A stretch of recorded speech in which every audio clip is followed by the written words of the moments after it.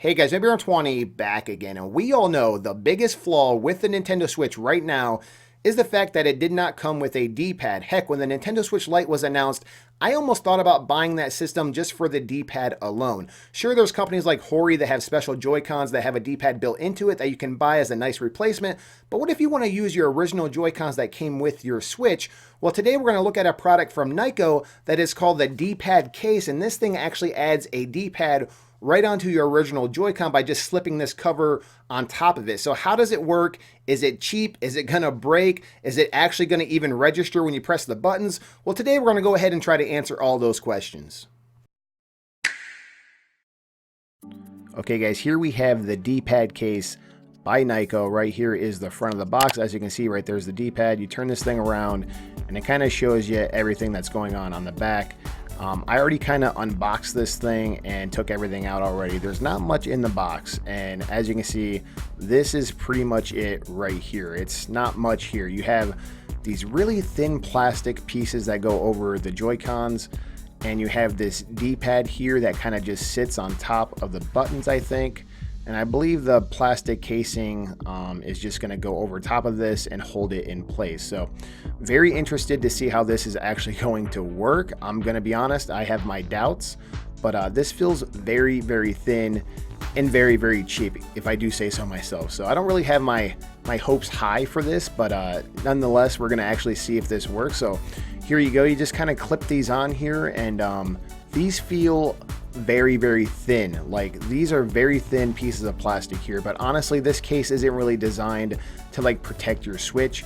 This case is really just designed to you know, for the D-pad in mind. So you're not really going to be buying this to protect your Switch. You're going to be buying this just for the D-pad functionality. So as you can see, these clips are a pain in the butt to clip these here.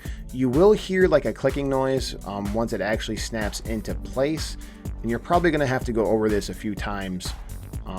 As you can see, I'm kind of struggling here just a little bit, but got that done. Let's go ahead and clip these in, and you will hear it's kind of faint. It's not like a loud click or anything, but you will definitely hear like an audible click sound once you snap that in place. So there you go. I went ahead and did that. Now I just got to put these Joy-Cons on, but first we got to slap this D-pad on to see if this is, man, how is this going to work? I think you just kind of set it over top of the buttons like this, and that's pretty much it. And I think you just slide these Joy-Con covers over top, and it just kind of holds it in place. So I didn't look at the instructions at all, honestly. This is just kind of self-explanatory in my opinion. I don't really like directions, and I'm pretty sure I'm doing it right. So there we go. I heard a click there, and that's it. I mean, wow, the D-pad feels very stiff. It's not like a spongy D-pad. It's like very stiff, which I like stiff D-pads. So wow.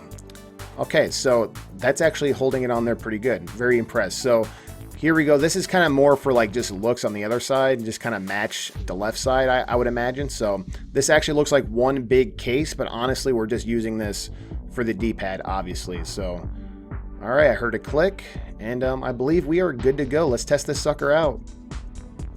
All right, guys, here we go. It's working a lot better than I thought it would. Let's go ahead and boot up some Mario Brothers and really put this thing to the test. I'm gonna be honest, I didn't expect the D-pad to really honestly work too good, honestly, and it's working. So we'll find out right here once we play some Mario how good it really is, but I'm actually kind of impressed so far, because this thing's only like $12.99.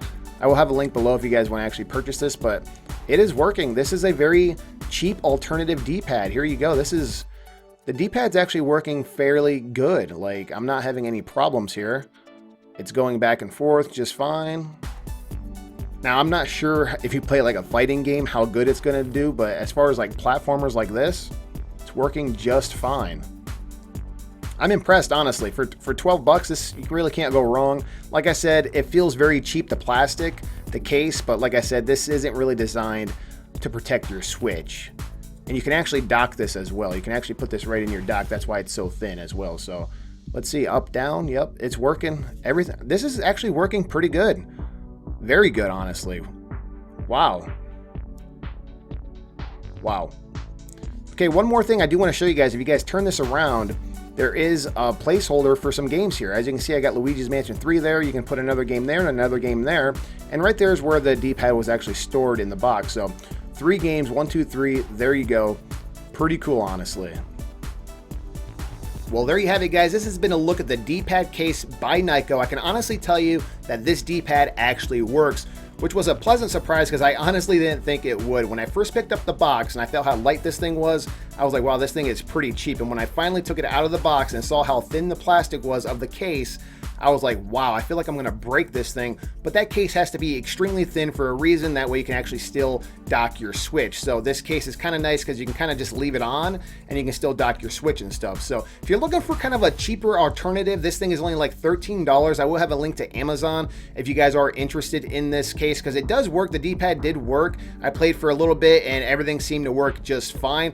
Obviously, nothing beats a traditional D-pad. I don't know why Nintendo didn't just, you know, add that on the Joy-Con when they made the Switch. Obviously, the Switch Lite has a D-pad, but if you want a D-pad on your Nintendo Switch, you're gonna have to try to find other methods, and this is actually a nice cheap one for $12.99. I will have a link below. The one complaint I do have about this case is, if you notice on the back, you can store 3 of your games, and I don't really recommend putting your games in there because after I put my game in there, it was kind of hard to take it back out, and you kind of do run the risk of scratching your game. So I don't really recommend putting the games in the back of the case. But overall, the D-pad works. Sure, it's pretty cheap. The plastic's very thin.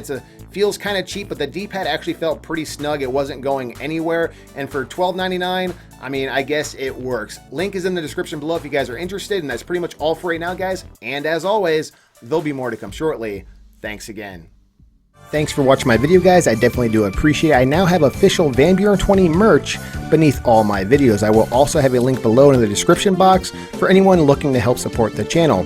The merch comes in all different sizes and colors, so definitely go ahead and check it out. That's pretty much all for right now, guys, and as always, there'll be more to come shortly. Thanks again.